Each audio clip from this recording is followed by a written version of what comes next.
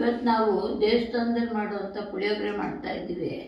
ಅದಕ್ಕೆ ಏನೇನು ಸಾಮಾನು ಬೇಕಪ್ಪ ಅಂದರೆ ಉದ್ದಿನಬೇಳೆ, ಕಡಲೆಬೇಳೆ, ಜೀರಿಗೆ, ಮೆಣಸು, ಮೆಂತ್ಯ, ಸಾಸಿವೆ, ಕಡಲೆಕಾಯಿ ಬೀಜ, ಎಳ್ಳು, ಆಮೇಲೆ ಇದು ಗೊಜ್ಜು, ಚಿತ್ರಾನ್ನದ ಗೊಜ್ಜು ಕುದಿಸಿರೋ ಕರಿಬೇವಿನ ಸೊಪ್ಪು, ಇಷ್ಟು ಬೇಕು ನಮಗೆ. ಈ ಪುಳಿಯೋಗರೆ ಮಾಡೋಕ್ಕೆ ನಾವು ಕೇಸರಿ ಕಲ್ಲಿಯಿಂದ ಅಕ್ಕಿ ತರಿಸಿದ್ದೀವಿ. ಇದನ್ನು ಒಂದು ಪಾವು ಅಕ್ಕಿ ತೊಗೊಂಡು ಅದರಲ್ಲಿ ನಾನು ಪುಳಿಯೋಗರೆ ಮಾಡ್ತಾಯಿದ್ದೀನಿ. ಕೇಸರಿ ಕಲ್ಲಿ ರೈಸಲ್ಲಿ ಅನ್ನ ಮಾಡ್ಕೊತಾ ಇದ್ದೀನಿ. ಎಣ್ಣೆ ಹಾಕಿದ್ರೆ ಉದುರುದ್ರಾಗುತ್ತೆ, ಕಲ್ಸೋಕ್ಕೆ ಅನುಕೂಲ ಆಗುತ್ತೆ.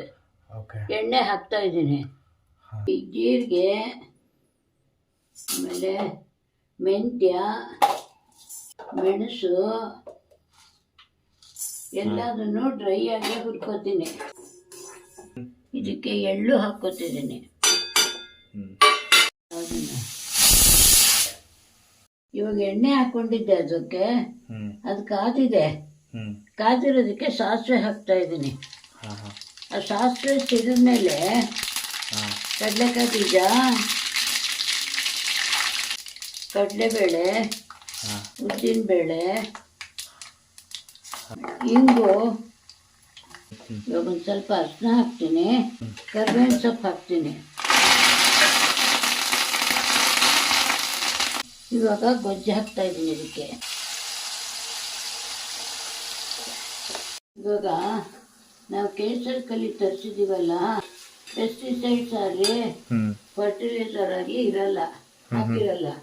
ಅದರಿಂದ ಅಕ್ಕಿ ತುಂಬ ಚೆನ್ನಾಗಿರುತ್ತೆ, ಏನು ಮಾಡಿದ್ರು ರುಚಿಯಾಗಿರುತ್ತೆ. ನೀವು ಇದನ್ನು ಆರ್ಡರ್ ಮಾಡಿಕೊಂಡು ತರಿಸ್ಕೊಳ್ಳಿ, ತುಂಬ ಚೆನ್ನಾಗಿದೆ. ಇವಾಗ ಹುರಿದಿರೋದನ್ನೆಲ್ಲ ಹಾಕಿ ಗ್ರೈಂಡ್ ಮಾಡ್ಕೊತೀವಿ. ಅನ್ನ ಆಗಿದೆ, ಅದನ್ನೊಂದು ಬೇಸನ್ಗೆ ಹಾಕ್ಕೊಂಡಿದ್ದೀನಿ ಅನ್ನನ. ಅದಕ್ಕೆ ಸ್ವಲ್ಪ ಮೆಣಸಿನ ಪುಡಿ ಹಾಕ್ತೀನಿ, ಯಾಕೆಂದರೆ ರುಚಿ ಚೆನ್ನಾಗಿ ಬರುತ್ತದು. ಜೊತೆಗೆ ಉಪ್ಪು ಹಾಕ್ತಾ ಇದ್ದೀನಿ. ಇವಾಗ ನಾವು ಒಗ್ಗರಣೆ ಮಾಡ್ಕೊಂಡಿದ್ದೀವಲ್ಲ, ಅದನ್ನ ಇದಕ್ಕೆ ಹಾಕ್ತಾ ಇದ್ದೀನಿ ಅನ್ನಕ್ಕೆ. ಜೀರಿಗೆ, ಮೆಂತ್ಯದ ಪುಡಿನ, ಎಳ್ಳು ಎಲ್ಲ ಅದ್ರ ಮೇಲೆ ಹಾಕಿ ಕಲಿಸ್ಬಿಡೋದು ಅಷ್ಟೆ. ನೀವು ಕೇಸರಿ ಕಲ್ಲಿಯಿಂದ ಅಕ್ಕಿ ತರಿಸಿ, ನೀವು ಪುಳಿಯೋಗರೆ ಮಾಡ್ಕೊಳ್ಳಿ. ಹೇಗಿದೆ ಅಂತ ಟೇಸ್ಟ್ ಮಾಡಿ ಕಮೆಂಟ್ಸ್ ಮಾಡಿ.